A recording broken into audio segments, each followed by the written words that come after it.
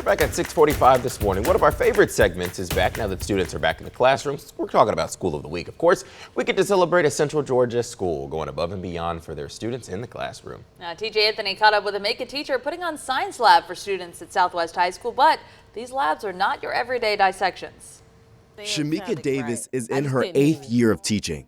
The Southwest High School science teacher has had that subject top of mind for a while.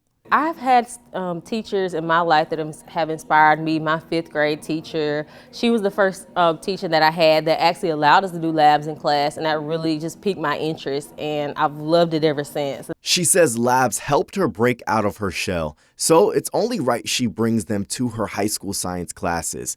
But these aren't your regular labs. One good one that we do is the blood typing lab.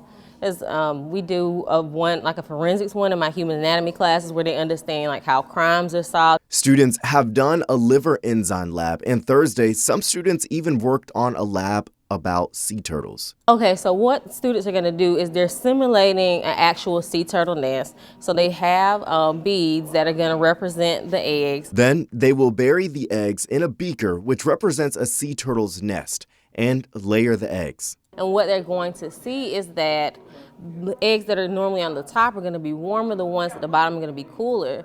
And sea turtle sex is determined by the temperature. So the warmer it is, the more females you will have, and the colder it is, the more males you will have. And what scientists are seeing now is that as a result of global warming, it's being more females being born. So I really never did labs before, ever. Like middle school, none of that. And I find it really, sometimes it's easy, sometimes a little difficult, but she's there to, help us. She wants her students to move forward with the critical thinking skills they use during those labs. So just to always be asking questions, because I don't think we do enough of that nowadays. In Macon, TJ Anthony, 13 WMAZ News. I know the students enjoy them too. Great experiences. She also says she wants to use labs to get rid of some common misconceptions.